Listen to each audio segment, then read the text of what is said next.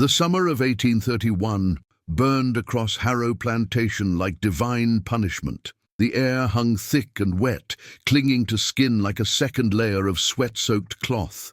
Flies gathered in black clouds over the cotton fields, and the red Georgia earth cracked open under the merciless sun, revealing wounds that seemed to bleed dust. Matthew worked the fourth row from the eastern fence, his hands moving with mechanical precision through the cotton bolls. At 27 years old, his body bore the mapped history of Harrow Plantation. Scars like rivers across his back, a crooked finger from a childhood accident with the gin machine, and a burn mark on his left shoulder shaped like a horseshoe. But his eyes remained sharp, observant, cataloguing everything while revealing nothing. The other slaves kept their distance that morning, not out of dislike, but out of caution. Matthew had been asking questions lately, dangerous questions about the Underground Railroad, about safe houses in Savannah, about how many miles a man could travel in darkness before the dogs caught his scent. Old Samuel, who had survived 63 summers on this cursed land, had warned him 2 weeks prior. They sat together behind the smokehouse after evening prayers, voices low beneath the cicada chorus. Tell me in the comments which country you are from and what you thought of this story. And if this story made an impression on you, subscribe to the channel so you don't miss any future stories.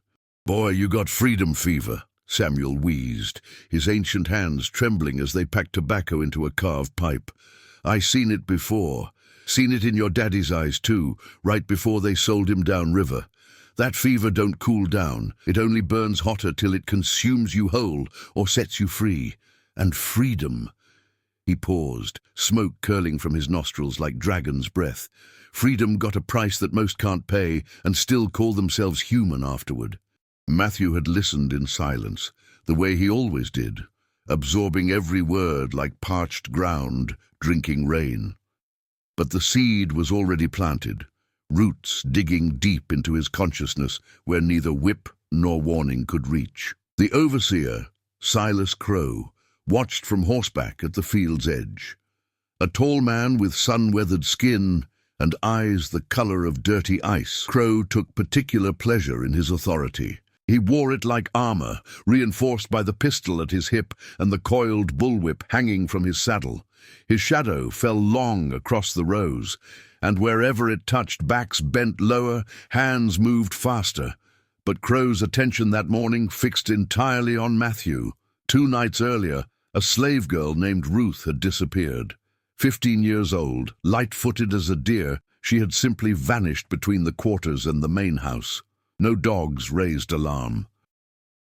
No tracks led beyond the property line. She became smoke, and in her absence Master Harrow's fury bloomed like poisoned flowers. Crow needed someone to blame.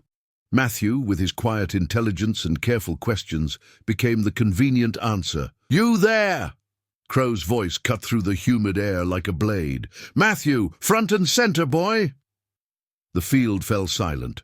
Cotton bowls hung suspended in frozen hands, breaths held. Eyes dropped to the ground, because witness was sometimes mistaken for complicity, and complicity earned the lash. Matthew straightened slowly, wiping white fibers from his calloused palms. His heart hammered against his ribs, but his face remained carefully neutral as he walked between the rows toward the overseer. Each step crushed the red earth beneath his bare feet, dust rising like small ghosts in his wake. "Sir?" Matthew's voice carried the required deference, carefully modulated to show respect without revealing the calculation behind his eyes. Crow dismounted with deliberate slowness, his boots hitting the ground with authoritative thuds. He circled Matthew like a predator assessing prey, close enough that Matthew could smell the whiskey on his breath and the cruelty in his sweat. "Where is she?" Crow's question came soft, almost gentle, which made it more terrifying than any shout. "Sir, I don't—" The backhanded blow caught Matthew across the mouth, splitting his lip. Blood bloomed copper-bright on his tongue, but he remained standing, swaying slightly, refusing to fall. "Where is she?" Each word punctuated with barely restrained violence. I don't know, sir. I ain't seen Ruth since supper 2 nights back. She was heading toward the main house with linens. That's the last I saw. It was the truth, but truth held no currency in this transaction. Crow had already decided the narrative. Facts were merely inconvenient obstacles. Liar! Crow's hand moved to his pistol. You've been filling these niggers' heads with escape talk. Old Samuel told me everything. How you been asking about routes north, about safe houses, about how to move through swamps without leaving trail. Matthew's stomach dropped. Samuel. Old, frightened Samuel, who wanted nothing more than to die peacefully in the only home he'd ever known. They'd broken him with threats or promises, squeezed information from him like juice from rotted fruit. Sir, I was just curious. Curious ain't the same as planning. Curious don't mean... Curious got Ruth killed or worse. Crow grabbed Matthew by the throat, slamming him backward into the dirt. And curious gonna get you buried for it. The word buried hung in the air like a curse. Master Harrow arrived on horseback, his portly figure sweating profusely in the afternoon heat. At 52, Gerald Harrow had inherited the plantation from his father and expanded it through calculated cruelty and business acumen. He viewed his slaves as livestock, valuable, yes, but ultimately replaceable and deserving of discipline when they stepped out of line. What's the commotion, Crow? Found our rabbit, sir. Matthew here's been poisoning the others with escape talk. I believe he helped Ruth run, maybe even killed her when she got cold feet about leaving. I didn't! Matthew struggled against Crow's boot, pressed against his chest. Master Harrow, please, I would never... Harrow dismounted, studying Matthew with the detached interest of a man examining a broken tool. Ruth was worth good money. Young, healthy, could have bred strong workers. If she's gone because of your influence... He trailed off, letting the implications settle like sediment in dark water. Examples must be made, Harrow continued, addressing not Matthew, but the dozens of slaves frozen in the fields, forced witnesses to justice perverted. We are not cruel masters. We provide food, shelter, Christian instruction, but we cannot tolerate insurrection. We cannot permit the rot of rebellion to spread through our property. He nodded to Crow. 40 lashes, then bury him. The words landed like physical blows. Murmurs rippled through the gathered slaves, quickly silenced by fear. Bury him, sir?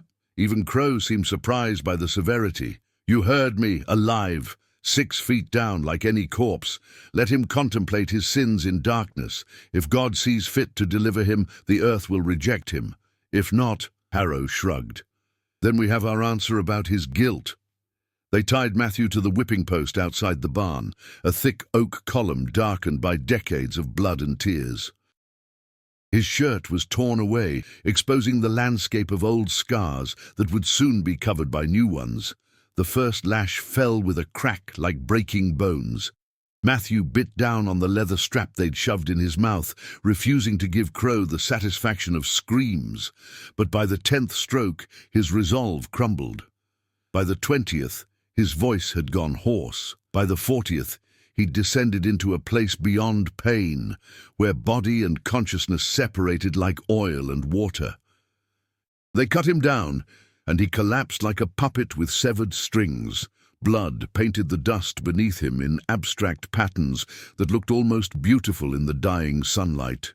2 slaves, Big Jacob and Thomas, both with dead eyes and defeated souls, were ordered to drag Matthew to the edge of the property where a crude pine coffin waited beside a freshly dug grave. The hole yawned open like a mouth, 6 feet deep and perfectly rectangular, walls shored up with rough planks to prevent collapse. Matthew's consciousness flickered in and out. He was aware of being lifted, of rough wood against his destroyed back, of the coffin lid being fitted into place. Nails driven through wood sounded like church bells tolling for the dead. Then darkness, complete, suffocating darkness. The coffin descended, jerking and swaying as rope unwound. A distant thud as it hit bottom, Then the sound that would haunt Matthew through eternity, shovelfuls of earth raining down on the wooden lid above him, thump, thump, thump, each one sealing him deeper into his premature tomb. He tried to scream, but his ruined throat produced only rasping whispers. His hands pushed against the coffin lid, but the nails held firm, and the weight of accumulating earth pressed down with increasing force. The sounds of burial gradually faded. Voices grew distant. Eventually, silence arrived like a final visitor, settling over him with suffocating completeness. In that absolute darkness, Matthew began counting heartbeats. It was the only way to mark time, the only proof that he still existed. 1, 2, 3, 4. Somewhere above, life continued. The sun set in brilliant oranges and purples. Slaves returned to their quarters, moving quietly, afraid to speak about what they'd witnessed. Master Harrow ate his dinner, drank his bourbon, and slept soundly in his feather bed. And 6 feet below, in a coffin that reeked of pine sap and fresh-turned earth, Matthew breathed the increasingly stale air and began making promises to things that lived in darkness, things that might be listening, things that might answer. He did not know yet that some prayers should never be spoken aloud. He did not know that certain bargains once struck can never be unmade. He did not know that he would indeed escape this grave, but the man who emerged would not be entirely the same man they'd buried. Time loses meaning in absolute darkness. Matthew's heartbeat became his only clock, each pulse a tick toward either death or deliverance. He tried counting. 1,000 beats per hour, he estimated, though consciousness kept slipping through his mental fingers like water through a sieve. The air grew thicker with each breath, recycled and stale, carrying the taste of his own fear. Carbon dioxide accumulated in the sealed coffin, creating a slow suffocation more merciful than immediate asphyxiation, but infinitely more terrifying in its gradual approach. His wounds burned like living coals pressed against raw flesh. The whipping had shredded skin and muscle, and without treatment, infection would follow as surely as night followed day. He could feel fever building in his blood, heat rising despite the cool earth surrounding his wooden prison. Thirst came first. Within hours of burial, his tongue swelled, adhering to the roof of his mouth like dried leather. He tried producing saliva, but his body had none to spare. Every breath drew more moisture from tissues already desperate for hydration.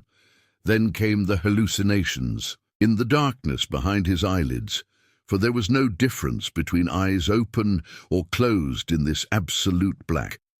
Matthew began seeing things. His mother's face, young and unburdened as she'd been before the fever took her when he was 7. She smiled at him, lips moving without sound, gesturing towards something he couldn't see. His father appeared next, chains still around his wrists from the day they'd sold him downriver to New Orleans.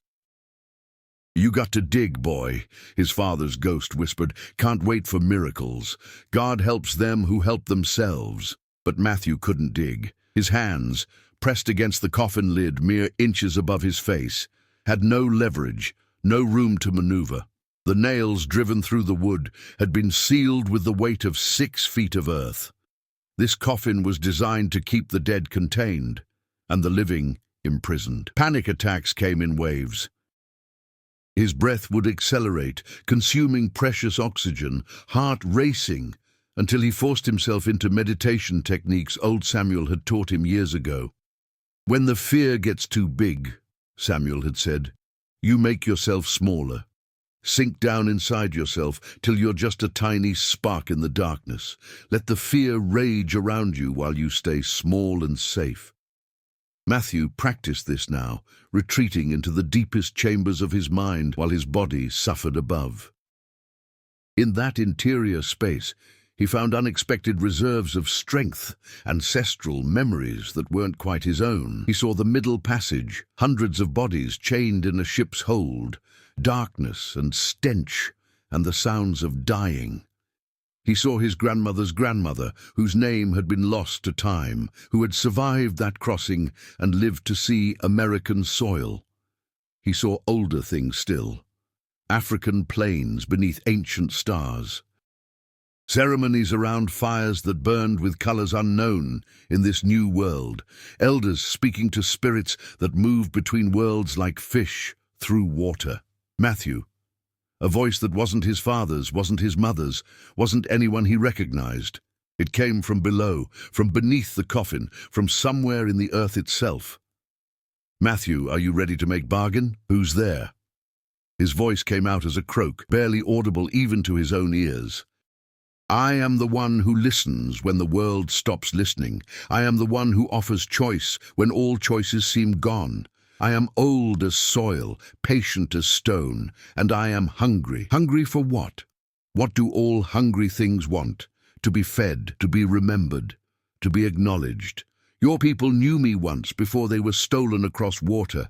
They called me different names in different tongues.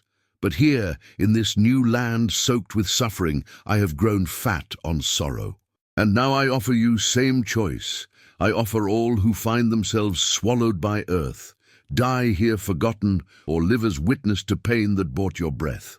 Matthew's fever-addled mind struggled to process this. Was he dreaming? Had oxygen deprivation triggered hallucinations beyond his control?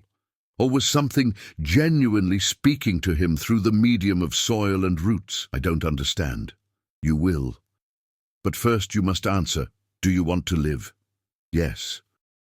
The response came instantly, instinctively. Living has price. You must carry what you witness. You must remember what others forget. You must be vessel for the stories that get buried with bodies. Can you bear this weight? Matthew thought of the 400 souls buried in unmarked graves throughout Harrow Plantation. He thought of his mother, fever-burned and delirious, calling for water that never came. His father, sold away like furniture, his final expression frozen in Matthew's memory, not rage but resignation. He thought of Ruth, whose body might already be feeding this same hungry earth somewhere else. Yes, he said again with more certainty, I can bear it. Then dig. I can't. There's no room. Not with your hands. Dig with your will. Command the earth as I command it. Tell it to move, and believe that it will listen. This made no sense. But Matthew was beyond sense now, beyond reason, hovering in that liminal space between life and death where impossible things became negotiable. He closed his eyes and pictured the earth above him. 6 feet of red Georgia clay, packed tight by shovel and boot. He imagined it loosening, particles separating, creating channels and pathways.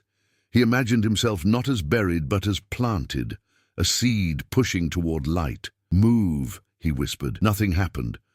Move, he said again, louder, putting force behind the word. Still nothing. Move! The command tore from his throat with desperate fury, carrying with it every ounce of will he possessed.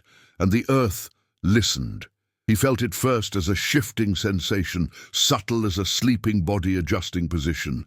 Then more pronounced, a loosening around the coffin, pressure reducing incrementally. The wood groaned, nails squealing as whatever held them began releasing its grip. Matthew's hands found unexpected leverage. His fingers, swollen and bloodied from unconscious scratching, discovered the coffin lid shifting slightly, creating a gap where none had existed. He pushed. The wood resisted. He pushed harder, feeling ligaments tear in his shoulders, feeling ribs grind against damaged muscle. Blood vessels burst in his eyes from the effort. His skull felt like it would crack from the pressure. But the lid moved. 1 inch. 2 inches. Enough for a cascade of dirt to pour through, filling the coffin with choking dust. Matthew coughed, spat, but kept pushing, because with the dirt came something else. Air. Thin, dirty, but undeniably fresh air. His fingers broke through into open space above. He clawed at the soil, dragging it downward into the coffin, even as he pushed himself upward through the gap. It was birth in reverse, fighting through resistance toward light instead of being pushed from darkness. The earth seemed to actively assist now, flowing around him like water rather than resisting like solid matter. He swam through it, upward, always upward, following an instinct deeper than conscious thought. His lungs screamed for oxygen. His heart thundered against ribs that felt like they might shatter. Darkness swam behind his eyes, threatening to pull him back down into unconsciousness. Then his hand broke surface. The night air of Georgia touched his fingers like divine blessing. He pushed harder, leveraging against nothing, pulling himself upward through the final foot of soil that separated the buried from the living. His head emerged. He gasped, dragging air into starved lungs, coughing up dirt that had filled his mouth and nostrils. His vision swam with dark spots, but above them he could see stars, millions of brilliant points of light that seemed brighter and more beautiful than anything he'd ever witnessed. He pulled himself completely free, rolling onto solid ground beside the collapsed grave that had been his tomb. For long minutes, he simply lay there, breathing, existing, confirming through each sensation that he had indeed returned to the world of the living. The moon hung low and full, painting everything in silver-white light. Matthew examined his hands in that moonlight. They were barely recognizable, swollen and torn, nails ripped away, fingers bent at wrong angles. His entire body screamed with pain, but it was the pain of living flesh, not dead meat. He had been buried at dawn 3 days prior. He emerged at midnight on the 4th day, 72 hours in the ground, give or take. By all natural law, he should be a corpse. But here he lay, breathing Georgian air, watching clouds drift across the moon. "You survived." The voice from below had followed him up, though now it seemed to come from everywhere and nowhere, from the trees, from the grass, from the very air itself. "Now begins your true burden." "What burden?" Matthew croaked, remembering, witnessing, carrying the stories that get buried. "You asked to live, Matthew, but living means you cannot close your eyes anymore. You cannot pretend not to see. You will be vessel for all the pain that soaks this soil, and you will bear witness until every story is told." Matthew struggled to his knees, then to his feet. His legs trembled like newborn colts, barely supporting his weight.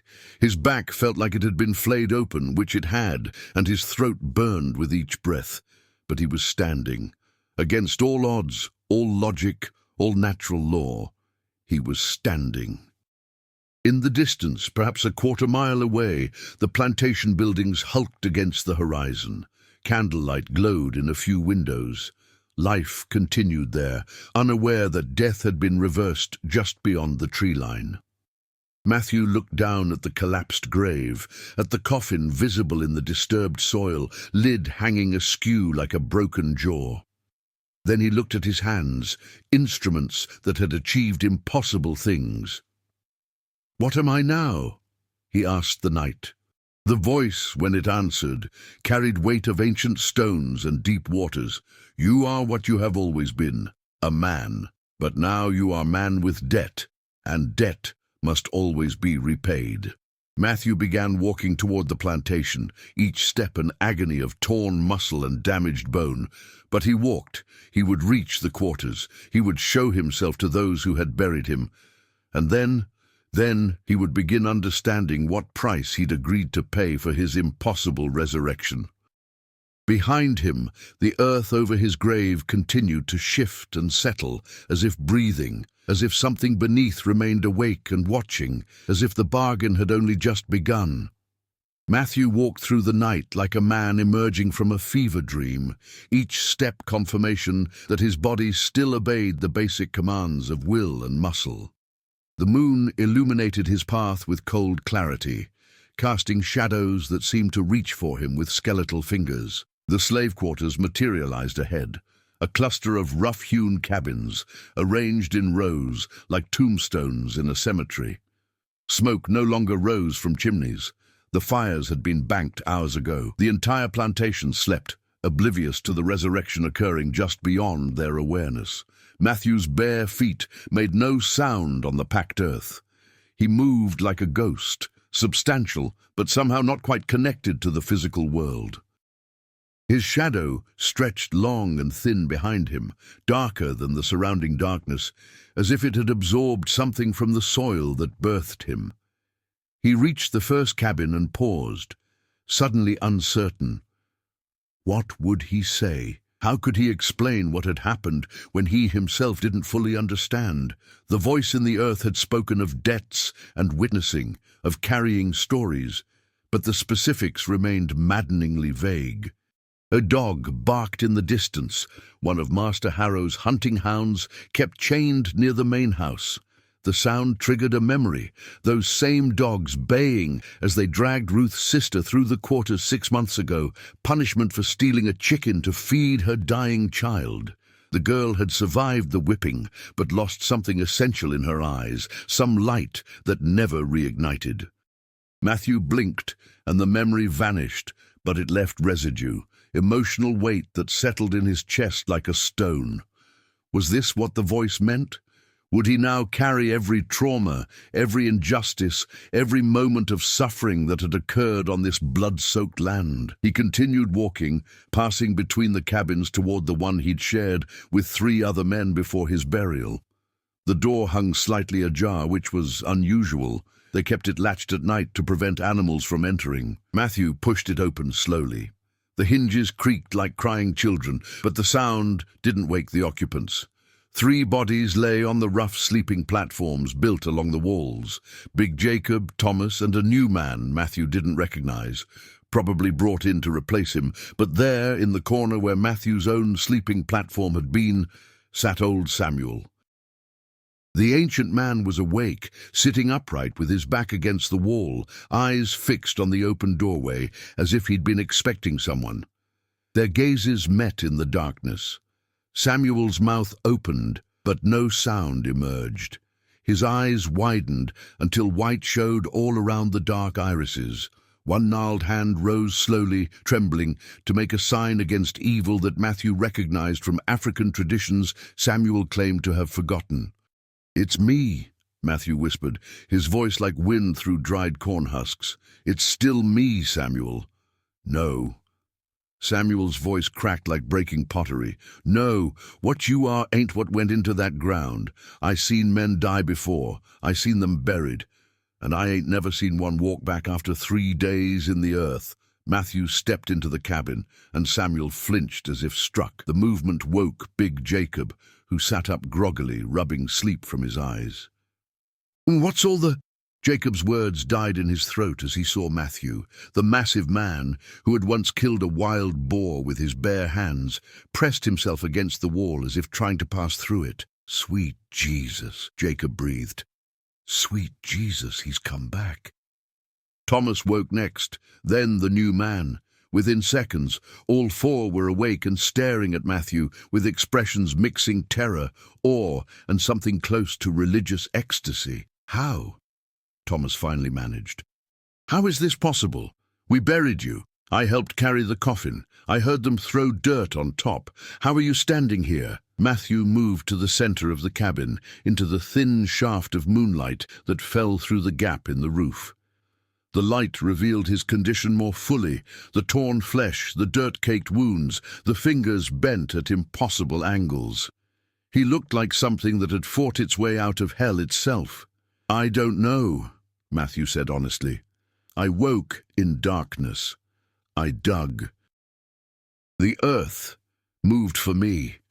Let me through when it should have held me down forever." "Magic," Samuel whispered. "Old magic from before. The kind our grandmothers spoke of in whispers. The kind that requires payment in blood and soul." "What kind of payment?" Matthew asked, moving closer to the old man. Samuel shook his head violently. "Don't ask me that. I'm just old man who knows enough to be afraid of what he don't understand. But I know this. You made bargain down there in the dark. And bargains with things that live in the earth always cost more than you think you're paying." Before Matthew could respond, a sound pierced the night. A woman's scream, high and terrible, coming from the direction of the main house. All 5 men froze, listening.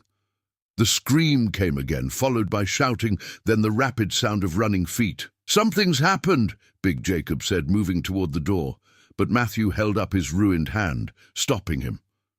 "Wait. Let me go first. If anyone sees you walking around this hour, you'll catch the lash, but me, He looked down at his broken body. I'm already dead in their eyes. What more can they do? He left the cabin before they could argue, moving through the silent quarters toward the commotion. Other slaves were emerging from their cabins now, drawn by the disturbance, but afraid to approach too closely. Matthew walked past them like a funeral procession of one. Those who saw him clearly gasped and made signs against evil. A woman fainted outright, caught by her husband before she hit the ground. Children peeked from doorways, then retreated, whimpering. The scene at the main house burned itself into Matthew's memory with the permanence of a brand. Torches had been lit, casting wild dancing shadows across the white columns of the plantation manor. Slaves and overseers clustered near the entrance, all looking up at a second-floor window where someone screamed continuously. Silas Crow stood in the center of the chaos, still buttoning his shirt, face flushed with anger and something else. Fear. Master Harrow emerged from the house in his nightshirt, demanding explanations. "It's the girl, sir," one of the house slaves said, a woman named Esther who served as the cook. "Miss Ruth's sister, Dinah. She's in Master's study, screaming about seeing ghosts." Ruth's sister. Matthew's heart clenched. The girl was only 13, had been nearly catatonic since Ruth disappeared. "Get her out of my study," Harrow bellowed, "and someone tell me why a slave girl was in my private rooms in the middle of the night." No one seemed to have an answer. Crow started toward the house, but stopped abruptly as Matthew emerged from the shadows into the torchlight. The effect was immediate and profound. Crow's face went the color of old parchment. His hand moved instinctively to the pistol at his belt, then froze halfway there as if he'd forgotten how to complete the motion. "No," Crow whispered. "No, this ain't possible." Conversations died like snuffed candles. Every eye turned to Matthew, and in their gazes he saw reflected back what he must look like. A corpse animated by unnatural forces, something that should be lying 6 feet down, but instead walked among the living. Master Harrow's face cycled through disbelief, rage, and calculation in rapid succession. "You," he said, the single word carrying enough venom to kill. "You should be dead." "Yes, sir," Matthew agreed quietly. "I should be." "Then why aren't you?" "Because the earth didn't want me, sir. It spit me back out." The gathered crowd murmured at this. Several slaves made religious signs. Even the white overseers shifted uncomfortably, superstition warring with their trained brutality. "Witchcraft," someone muttered. "Devil's work." At that moment, Dinah appeared in the doorway of the main house, held upright by 2 house slaves. The girl's eyes had gone wide and vacant, seeing something no one else could perceive. Her mouth moved continuously, speaking words that ran together like water. "They're all here," she said, voice dreamy and distant. "All the ones in the ground. They're standing right behind him, watching through his eyes. They want to be remembered. They want their names spoken. They want—" She saw Matthew and stopped mid-sentence. For 3 heartbeats, perfect silence reigned. Then Dinah began laughing, high and wild and edged with madness. "He knows!" she shrieked. "He knows where Ruth is, she told him. She's in the ground behind the tobacco barn, where Crow put her after she said no to him. She's been there for 3 days, and she's so cold, and her mouth is full of dirt, just like—" Crow moved with desperate speed, crossing the distance to Dinah and backhanding her across the face. The girl crumpled, unconscious before she hit the porch. "She's mad with fever," Crow said quickly, too quickly. "Doesn't know what she's saying. Probably came down with the same sickness that took her sister." But Matthew was already moving, walking with terrible purpose toward the tobacco barn. The crowd parted before him like water before a ship's prow. Crow called after him, but Matthew didn't stop, didn't slow, simply kept walking with the inevitability of a coming storm. The tobacco barn loomed in the darkness, its distinctive sweet acrid smell filling the air. Matthew walked around to the back, where raw earth showed recent disturbance. The soil here was darker, looser than the surrounding ground. He knelt and began digging with his ruined hands. Others gathered behind him, slaves mostly, but also some of the white men, drawn by morbid curiosity or guilty conscience. 6 inches down, his fingers found cloth, a dress, simple homespun dyed blue. He kept digging, uncovering more, an arm, pale and cold. A face, eyes closed, expression peaceful, as if sleeping. Ruth. She lay in a shallow grave, barely covered, exactly as Dinah had described. Exactly as something had shown Matthew in the darkness of his own burial, information transferred through soil and root and the terrible communion of the dead. Master Harrow pushed through the crowd, looked down at the body, then slowly turned to face Crow. The overseer had gone the color of milk, sweat beading on his forehead despite the cool night air. "She said no to me," Crow blurted, the words tumbling out in desperate confession. "I tried to persuade her, tried to be gentle about it, but she fought. She scratched my face, threatened to tell the master. I didn't mean to kill her. I just put my hand over her mouth to quiet her, and she stopped breathing. It was an accident. An accident." The words hung in the air like smoke. Master Harrow's face had gone rigid, not with moral outrage, but with cold economic calculation. Ruth had been valuable property, and Crow had destroyed her without permission. "You'll hang for this," Harrow said quietly. "Not because she was Ruth, but because she was mine to do with as I pleased, and you stole that right." Crow drew his pistol with the desperate speed of a cornered animal, aiming it not at Harrow but at Matthew. "This is his fault. He brought some kind of curse back from the grave.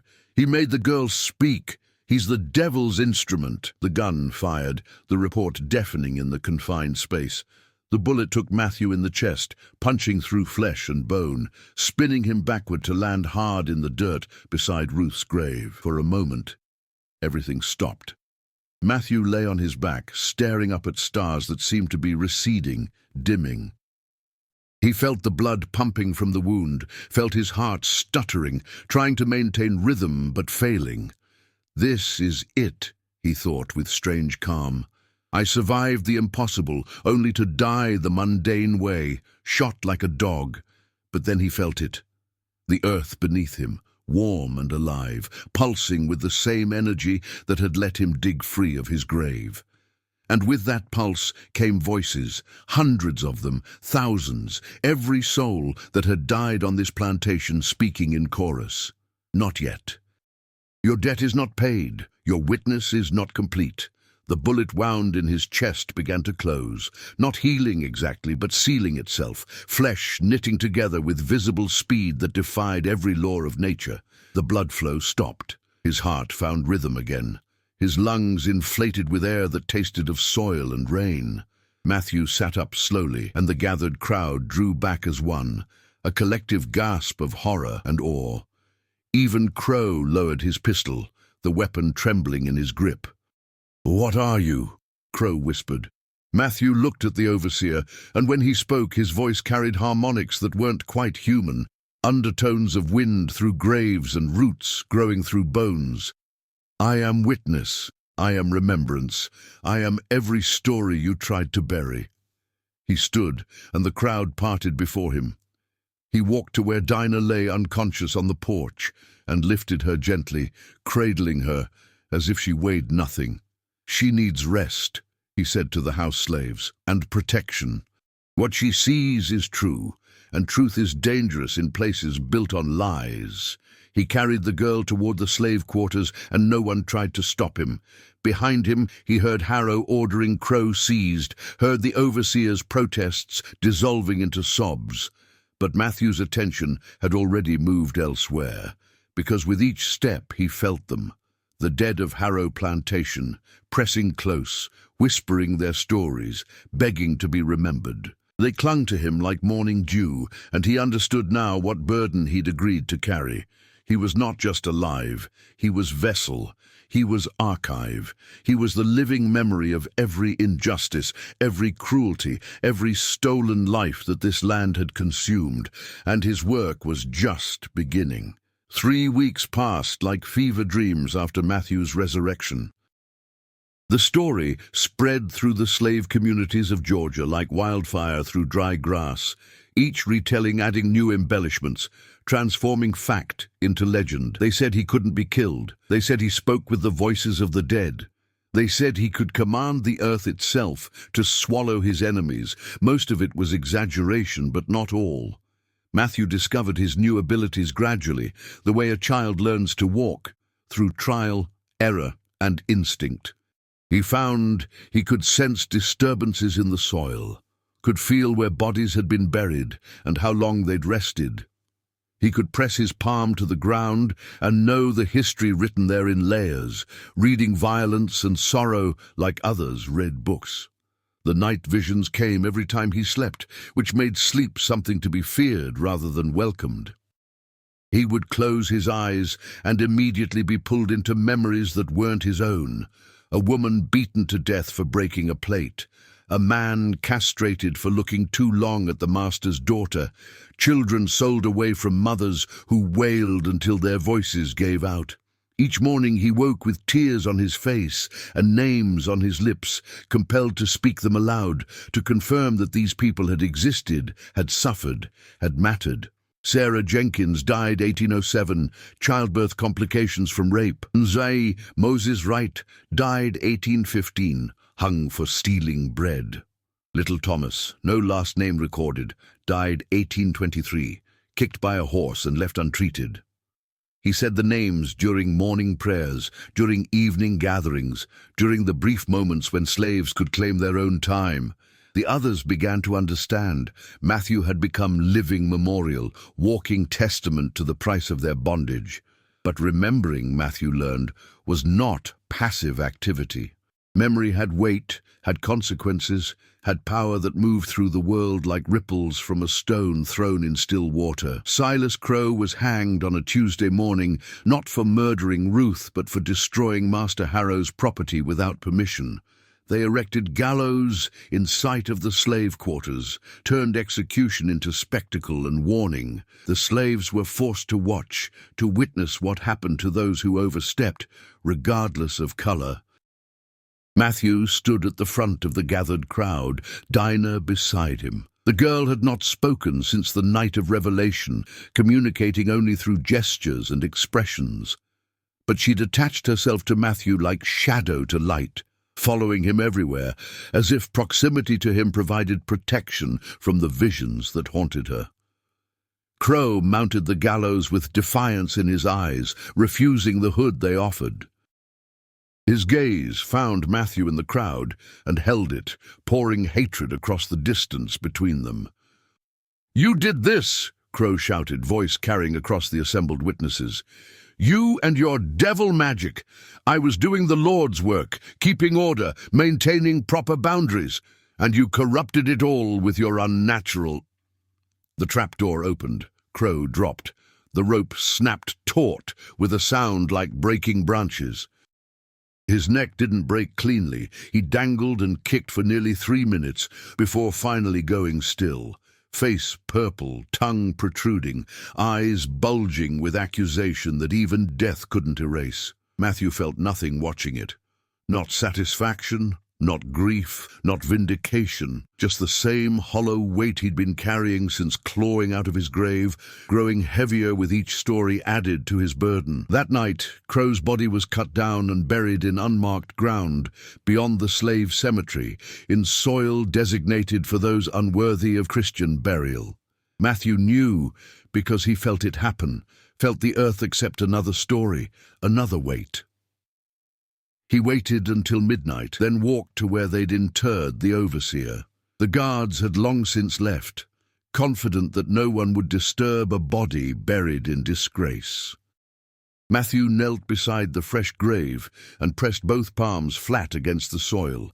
Immediately, information flooded through him, Crowe's history written in the earth that now held him. An orphan from Charleston, raised in workhouses where brutality was currency and kindness was weakness. Apprenticed at 14 to a sadistic overseer who taught him that power over others was the only power that mattered.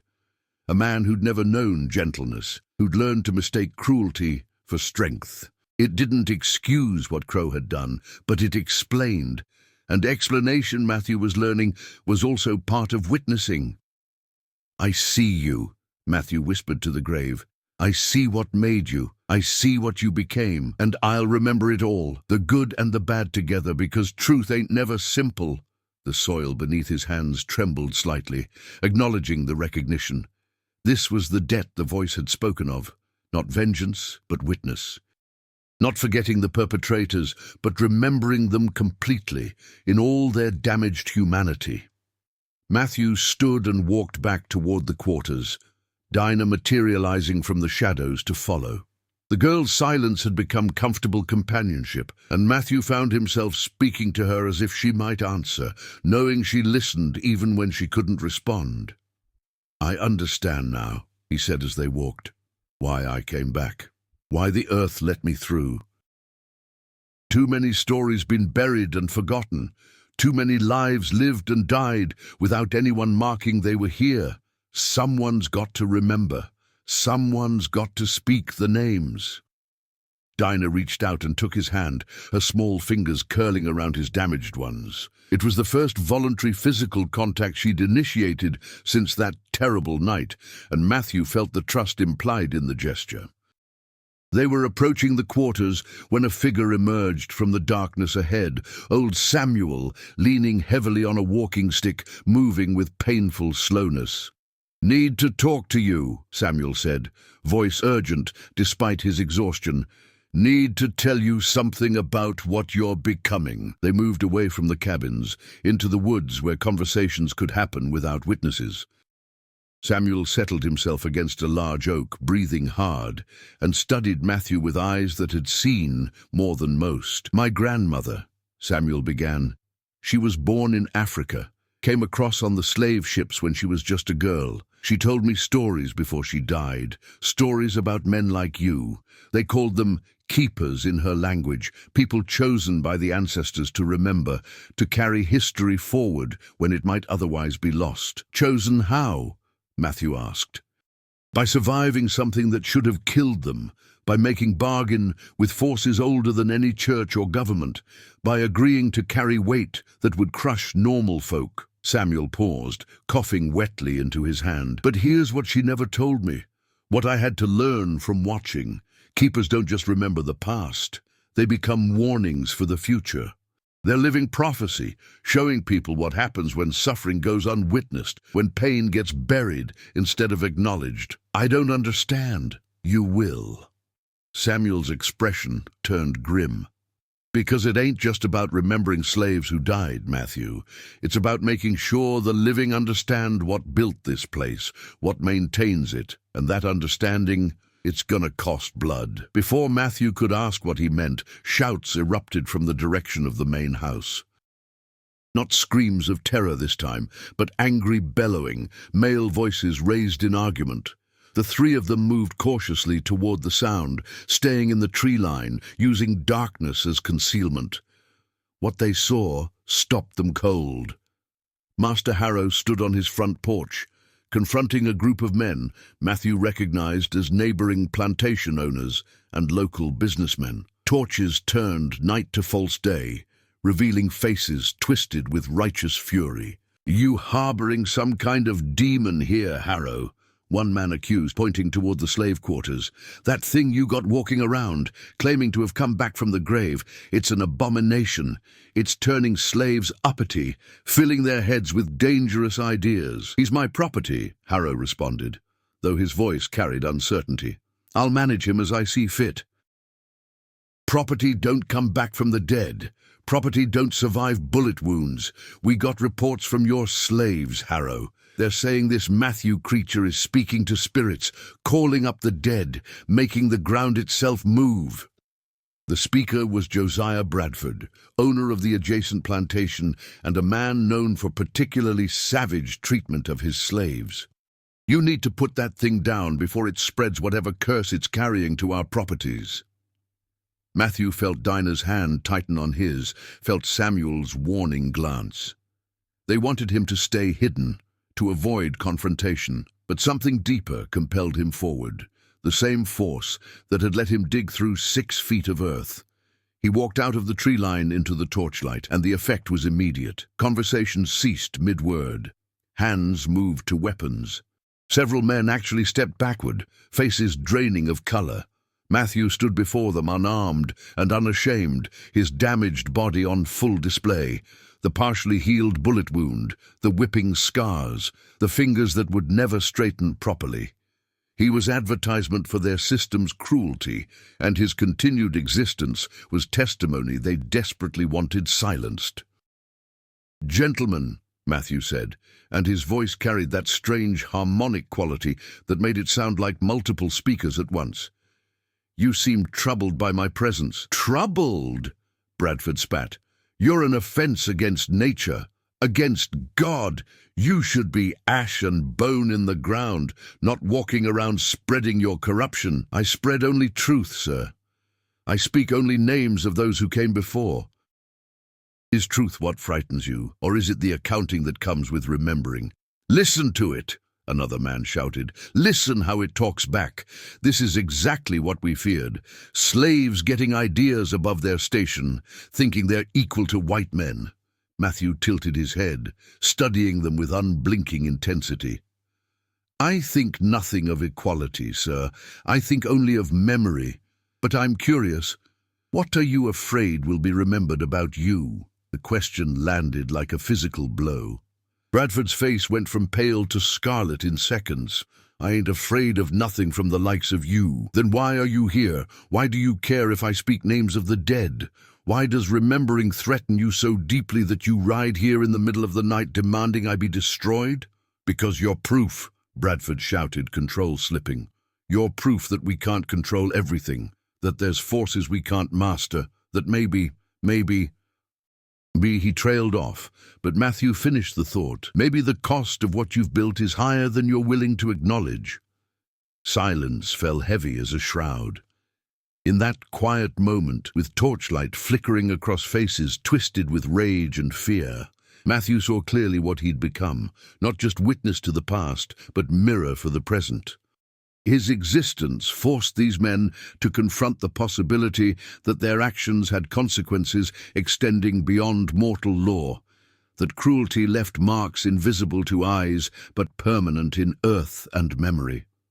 "Kill it," Bradford said quietly, drawing his pistol. "Kill it now, before this spreads." 3 shots rang out almost simultaneously. Matthew felt the impacts. Shoulder, stomach, thigh, felt his body driven backward by force of the bullets. He fell, landing hard on the ground that had given him second life. Pain bloomed like flowers of fire through his torso. Blood poured from the wounds, pooling beneath him. His vision darkened at the edges, consciousness threatening to flee entirely. But then he felt it again. The earth beneath him responding to his need, offering the same bargain it had offered in the coffin. Live, but carry more weight. Survive, but witness more suffering.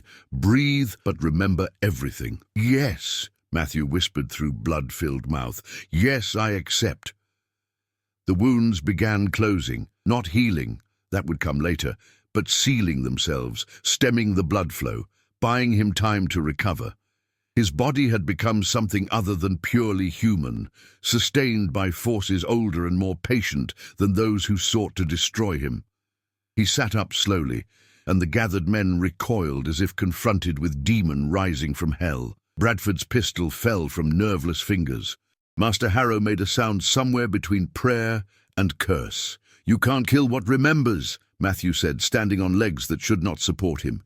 "You can try, you can shoot and hang and burn, but memory persists, truth endures. The dead don't forget, and neither will I." He walked past them, through them, a funeral procession of one moving back toward the slave quarters.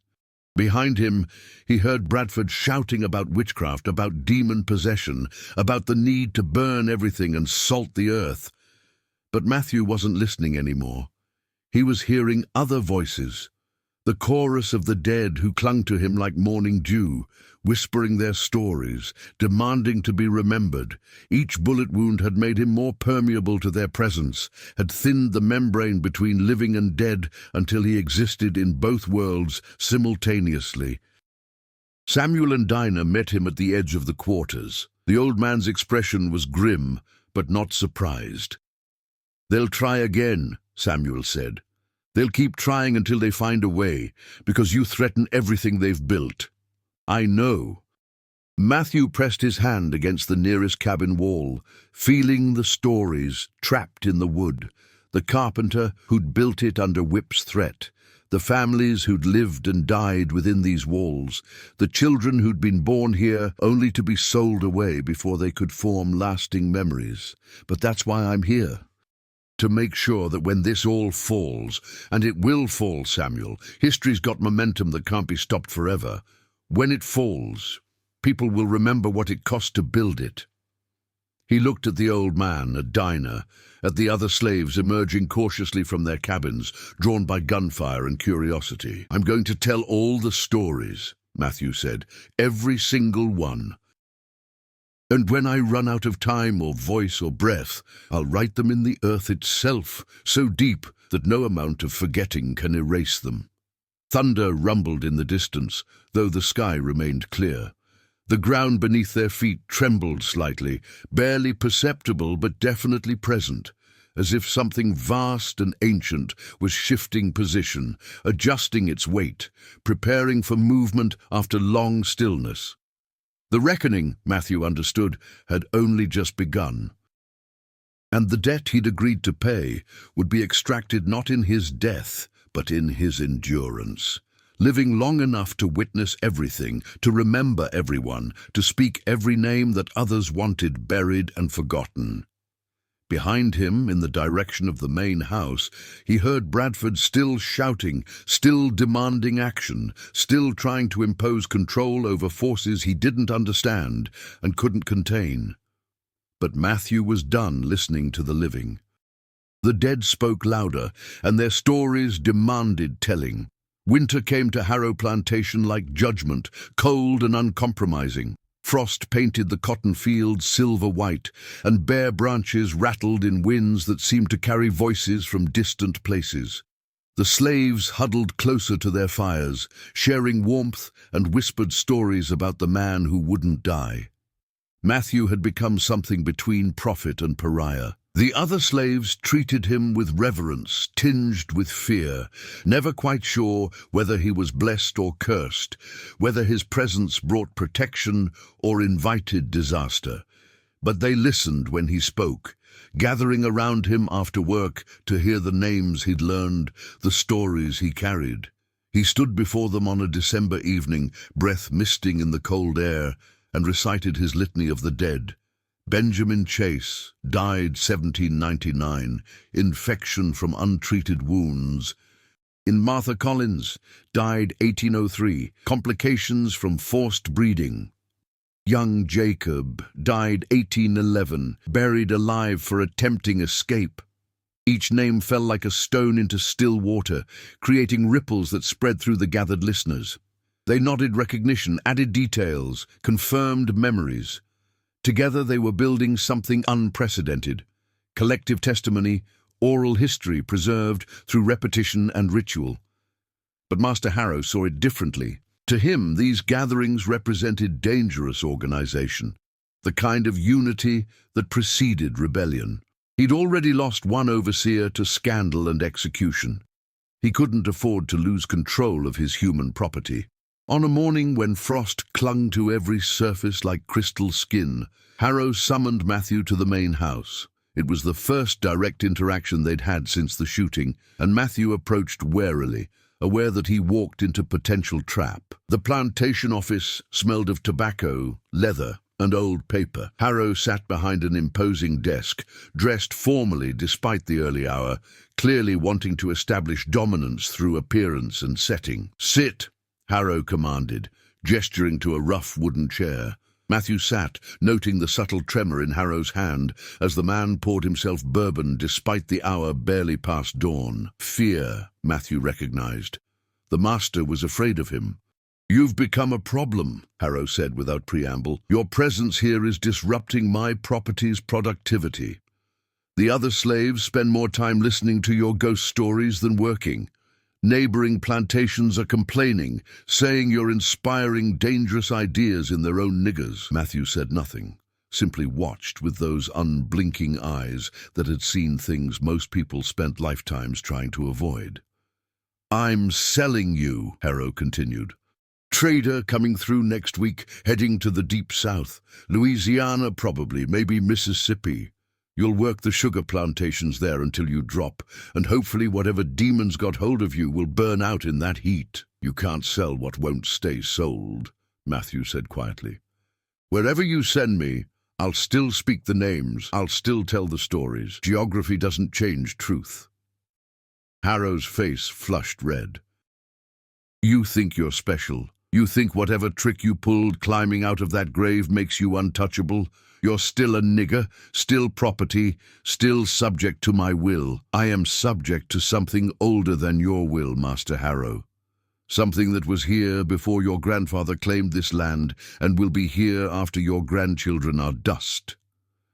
The words hung in the air between them, carrying weight that transcended their surface meaning. Harrow stood abruptly, chair scraping against the floor, hand moving instinctively to the pistol lying on his desk. But he didn't pick it up. They both knew bullets were temporary solutions to a permanent problem. "Get out," Harrow said, voice barely controlled. "Get back to your quarters, and if you say one word to the others about this conversation, I'll have you chained and muzzled until the trader arrives." Matthew stood and left without another word. But as he crossed the porch, he paused, pressing his palm against one of the white columns supporting the roof. Immediately, information flooded through him. This wood had been cut from trees cleared by slave labor, shaped by slave hands, raised into place by slave sweat. The entire structure, this monument to genteel southern living, had been built on bones and maintained by blood. "I see you," he whispered to the house itself. "I see what you're made of." Adesidi, the column seemed to shudder beneath his touch, or perhaps it was just the wind. Matthew walked back toward the quarters, aware of eyes watching from windows, aware that something was building toward crisis. That night, Dinah finally spoke. They sat together outside the cabin Matthew shared with Samuel and two others, watching stars emerge like witnesses to their conversation. The girl had been silent for nearly 6 weeks, communicating only through gestures and expressions. But now her voice emerged rough from disuse. "They're getting louder," Matthew turned to her, surprise evident despite his usual stoic expression. "What's getting louder?" "The voices, the dead ones. They used to whisper, but now they're shouting. They want more than remembering. They want—" She paused, struggling to articulate something her 13-year-old mind couldn't quite grasp. "They want the living to understand, really understand. Not just hear stories, but feel what it was like." "I? How do you know this?"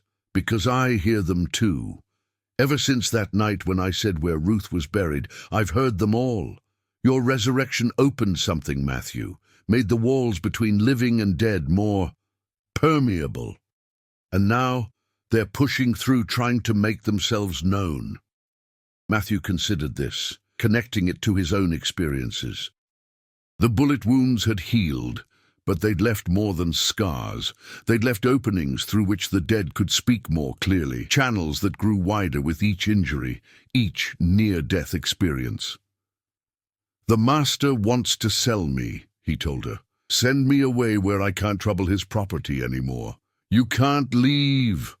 Dinah's voice carried urgency that bordered on panic. "If you leave, who'll speak the names? Who'll tell the stories?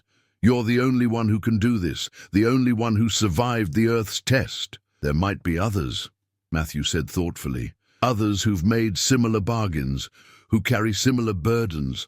I can't be the only one chosen for this work." "Maybe. But you're the only one here now, when we need you most." Before Matthew could respond, a commotion erupted from the direction of Big Jacob's cabin. Shouting, running feet, then an ominous silence that felt heavier than sound. They found Jacob on the floor of his cabin, surrounded by the other slaves, his massive body convulsing with seizures. Foam flecked his lips, and his eyes had rolled back until only whites showed. His wife knelt beside him, sobbing, trying to hold him still. "What happened?" Matthew asked, kneeling to examine Jacob. "He was talking," Jacob's wife said between sobs. "Just talking about tomorrow's work. Nothing unusual." Then he stopped mid-sentence, looked at me strange, and collapsed. "Matthew, what's wrong with him?" Matthew pressed his hand to Jacob's forehead and immediately recoiled. The man was burning with fever that had nothing to do with illness. This was spiritual heat, the kind that came from contact with forces beyond normal understanding. "He's seeing," Matthew said. "The dead are showing him something, forcing him to witness. Why? Why him?" "Because the walls are getting thinner." Dinah was right. My presence here, my continued existence, it's created opening that the dead are exploiting. They're desperate to be remembered, to have their suffering acknowledged, and they're finding any channel they can to make themselves heard. Jacob's seizures gradually subsided, leaving him limp and gasping on the cabin floor. When his eyes finally focused, they held the haunted look Matthew recognized from his own reflection. The expression of someone who'd seen too much truth. "The tobacco barn," Jacob whispered, voice rough. "There's 14 bodies buried beneath it, children mostly. Babies who died before they could be recorded as property, so they weren't worth official burial. The ground under that barn is crying, Matthew, crying with voices that won't stop." The revelation sent shockwaves through the gathered slaves. 14 children, unmourned and unremembered, hidden beneath a structure used daily for commerce and storage. "We need to move them," someone said. "Give them proper burial, speak their names." "We don't know their names," another responded. "They died before they could be given names, before anyone cared enough to call them something besides the dead one." "Then we name them now," Matthew said firmly. "We name them, and we bury them properly. And we make sure they're remembered, even if we have to invent their stories from whole cloth. Because the alternative, leaving them forgotten and unmarked, that's worse than any lie." The decision was made in that moment, without formal vote or discussion. They would act. They would reclaim those bodies and honor them properly, regardless of consequences. The exhumation happened 3 nights later, under cover of darkness and whispered prayers. 15 slaves gathered at the tobacco barn with shovels stolen from the tool shed, digging carefully through the packed earth floor. Matthew led the work, his hands moving through soil that told him stories with each handful removed. He felt their presence before he saw them.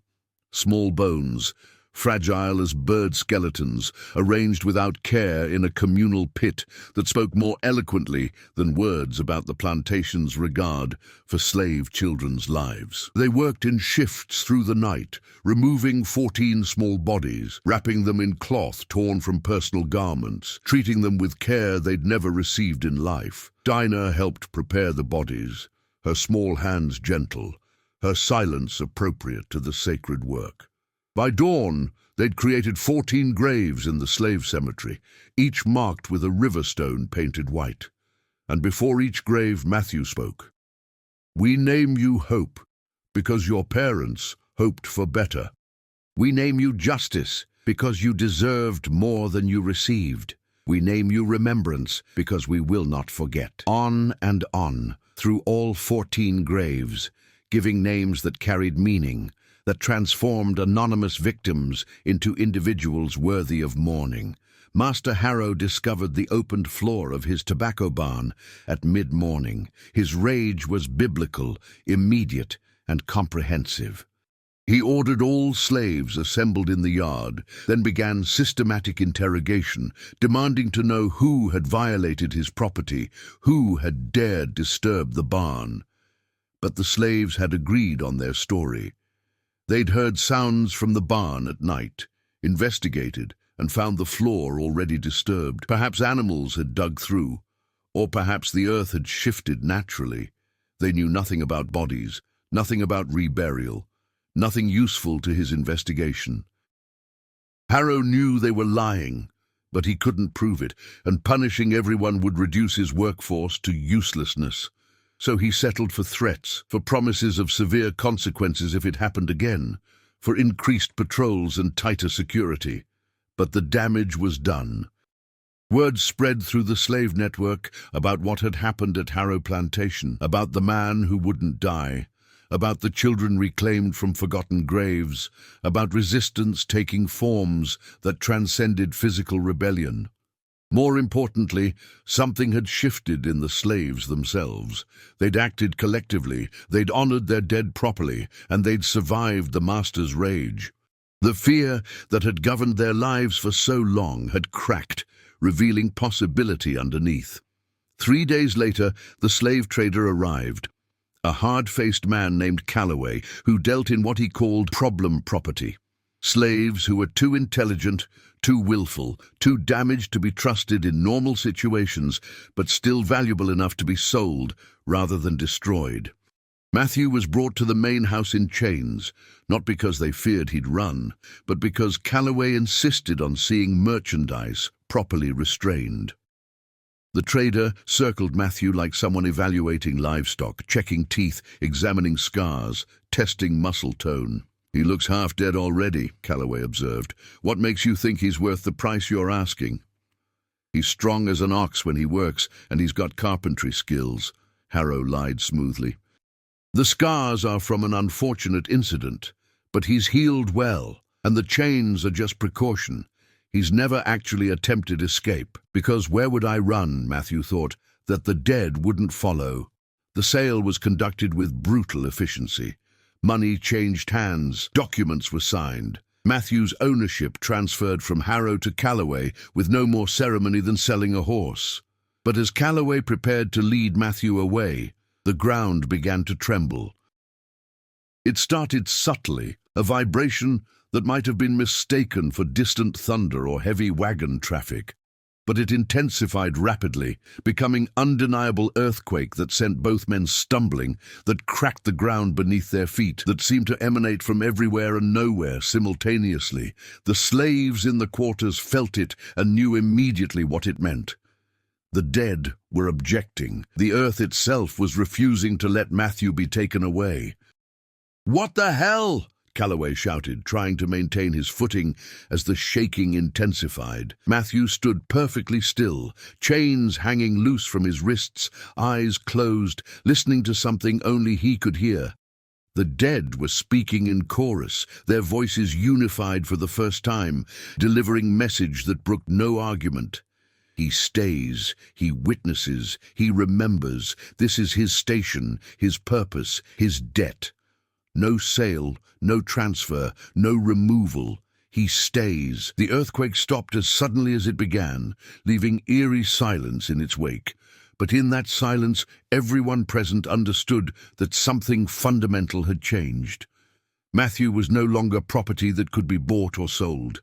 He had become something else entirely. Avatar of collective memory, living testimony to crimes that wanted acknowledging. Calloway released the chains with hands that trembled slightly. "Keep him," he said to Harrow.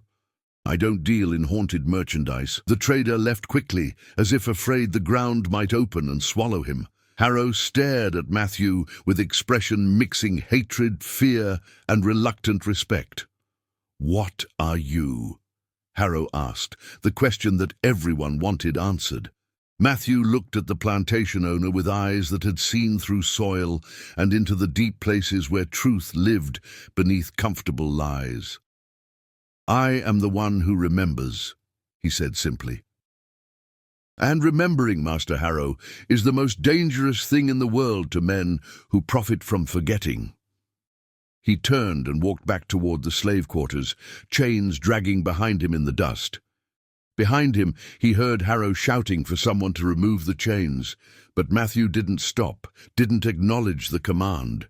Because he understood now that he was bound by something far stronger than iron, bound by duty to the dead, by obligation to witness, by debt to forces that measured payment in truth rather than suffering. The exodus some slaves dreamed of, the physical flight to freedom, was not his path. His journey went deeper, not farther, down into the buried places where stories waited to be excavated, where names waited to be spoken, where justice delayed was justice demanded by voices that would not be silenced. And so he stayed, by choice, disguised as compulsion, by will aligned with forces older than any law written by human hands. He stayed and remembered and spoke the names. Always and forever, he spoke the names. The years that followed passed strange for Matthew. Time moved differently for him now, marked not by seasons or harvests, but by accumulation of stories, names, testimonies. Each day added weight to what he carried, and yet somehow he grew stronger rather than weaker, as if the burden itself provided sustenance. Harrow Plantation changed around him, while Matthew remained constant. Master Harrow aged rapidly after the earthquake, his hair going white, his body stooping as if bearing invisible weight. He rarely spoke to Matthew directly anymore, preferring to pretend the man who wouldn't die simply didn't exist. New slaves arrived, purchased from other plantations or born into bondage. Matthew greeted each one, learned their stories, added them to his growing archive of witness. And when they died, from disease, accident, violence, or simple exhaustion, he was there to speak their names into memory. Old Samuel passed in his sleep during the winter of 1835, 4 years after Matthew's resurrection. Matthew sat vigil beside the body that night, speaking to Samuel's spirit, as if the old man could still hear. "You were right," Matthew said to the corpse that had once held his friend. "About the burden, about the cost, about all of it. But you were also wrong about one thing. This ain't a curse, it's a calling. And I'm grateful you lived long enough to help me understand the difference."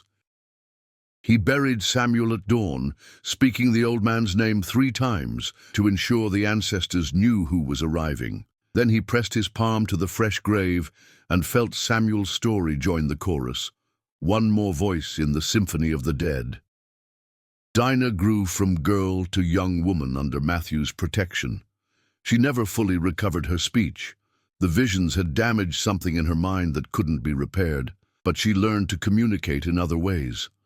She became Matthew's assistant in the work of remembering, helping him mark graves, preserving stories through drawings she made with charcoal on barn walls.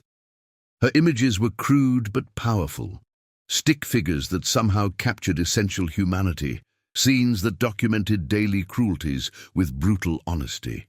Master Harrow ordered them whitewashed several times, but Dinah simply drew them again, persistent as rain. The neighboring plantation owners eventually stopped complaining about Matthew's presence. They learned to see him as natural disaster rather than controllable threat, like hurricanes or floods. He simply was, and the best response was to work around him rather than trying to eliminate him. But Matthew knew his time at Harrow Plantation was finite. The institution of slavery itself was showing cracks, stress fractures that would eventually shatter the entire structure. He heard whispers of abolitionist movements gaining strength in the North, of slave rebellions, suppressed but never forgotten, of economic pressures making the system increasingly untenable. "It's going to fall," he told Dinah one evening as they sat by the graves of the 14 children they'd reburied. "Maybe not in my lifetime, maybe not in yours, but it can't last. Nothing built on this much suffering can last forever." Dinah made a gesture that meant question in their shared language. "Because the earth remembers," Matthew explained, "and the earth doesn't forget. Every drop of blood spilled here, every tear shed, every name erased, it all soaks into the soil and stays there, accumulating like debt that has to be repaid eventually." He pressed his palm to the ground between them, demonstrating. "Feel that?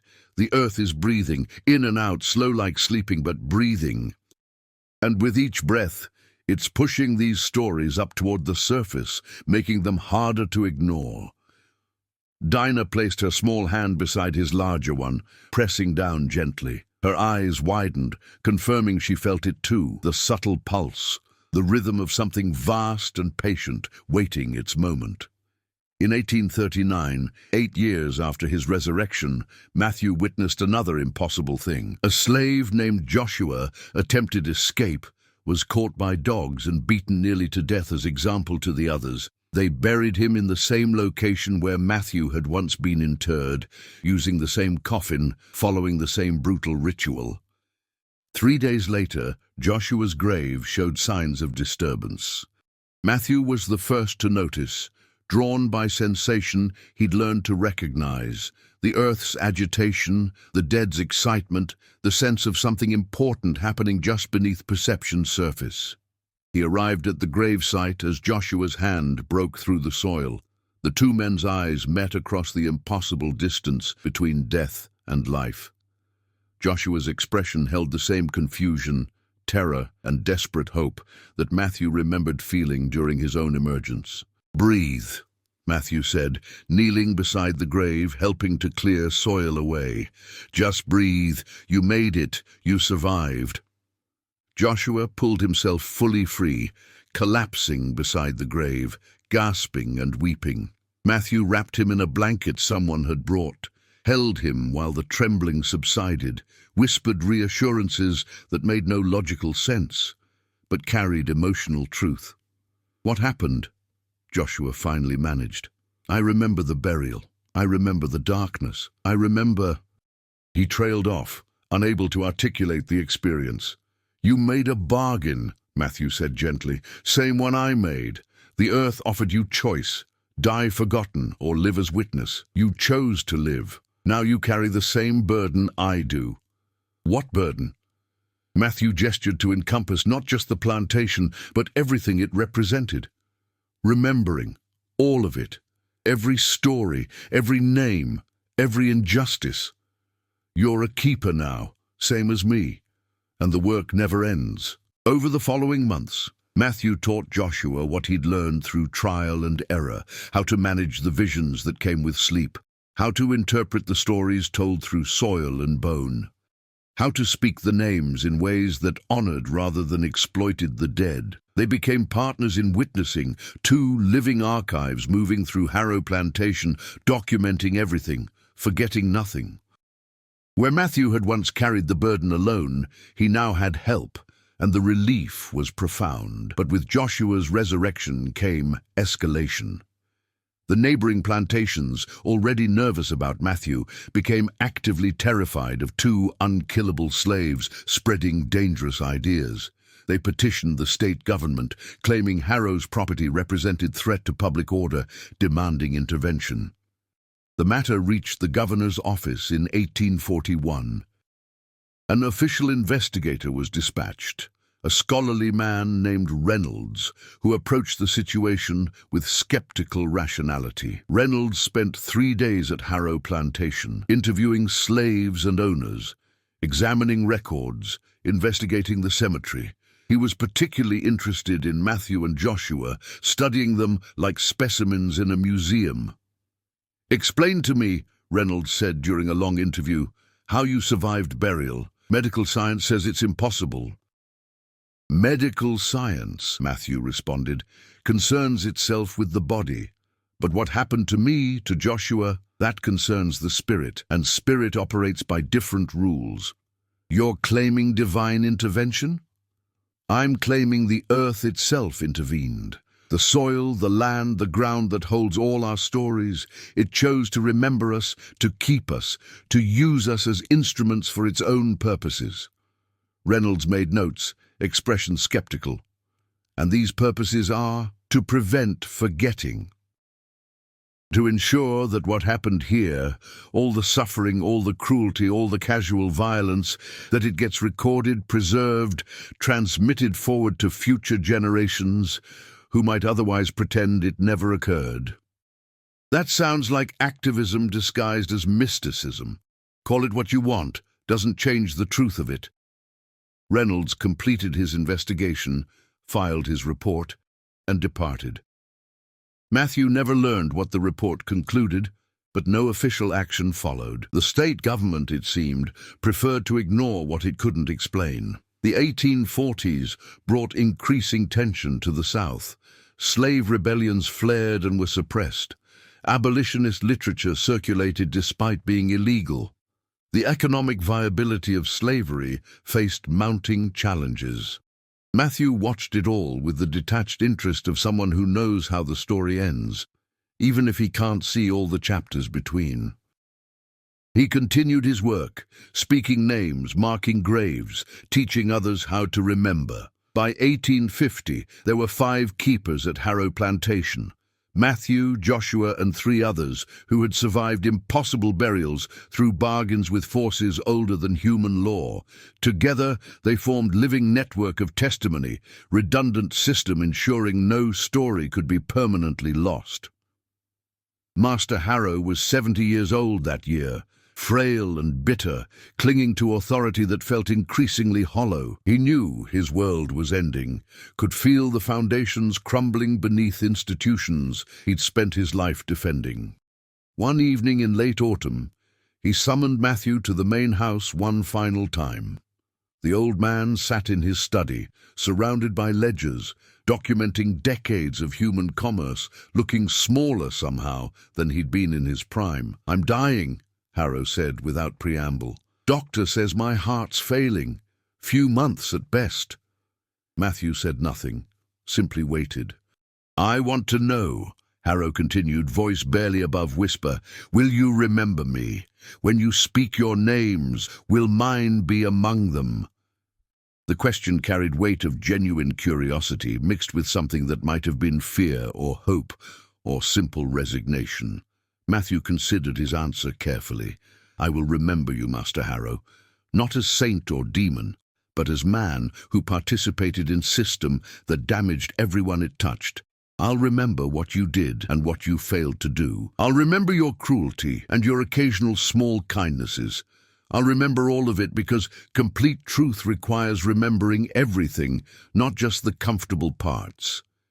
And when people hear your stories, when they learn what happened here, will they judge me fairly? They'll judge you by your actions. I can't control that. I can only provide witness. Let the truth speak for itself." Harrow nodded slowly, accepting this. "You really believe that? That truth matters? That remembering serves some purpose?" "I believe that forgetting serves only those who profit from the forgotten.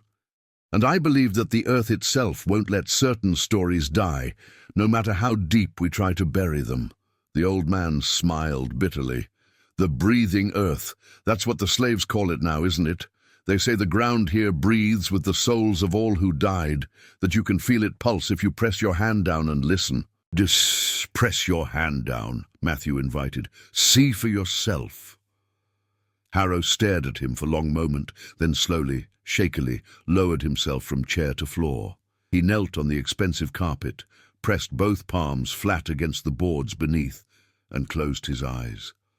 For 30 seconds, nothing. Then Harrow's face changed, eyes widening, breath catching, expression cycling through disbelief, horror, and something close to grief. "I feel it," he whispered. "Dear God, I feel it. They're all here.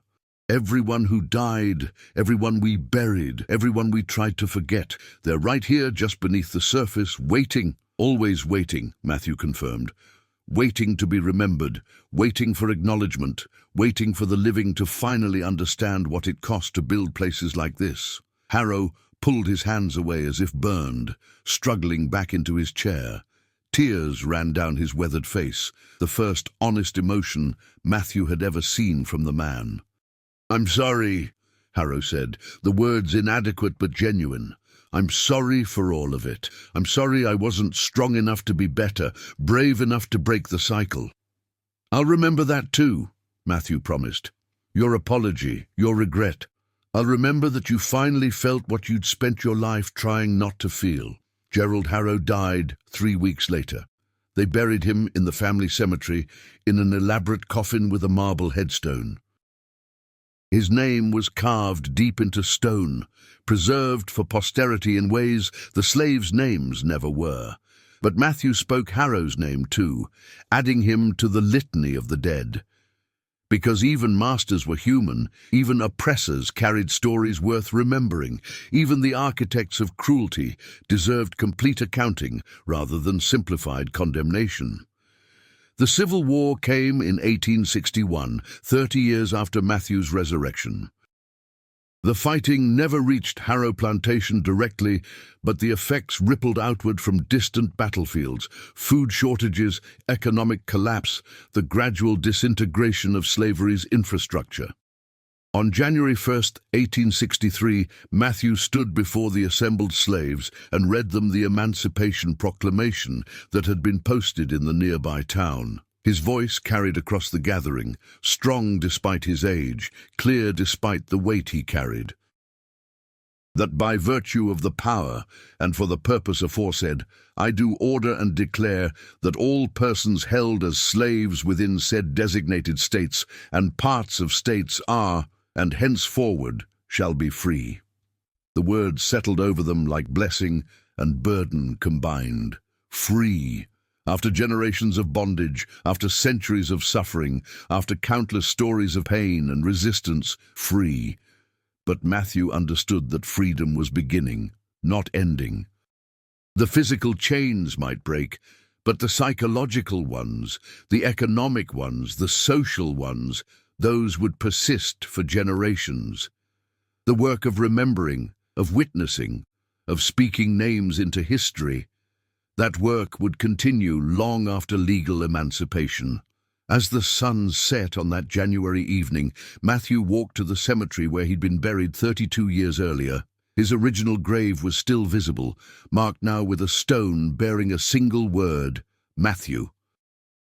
He knelt beside it and pressed both palms flat against the earth that had given him second life. "Thank you," he said to whatever force had answered his desperate prayer in the darkness.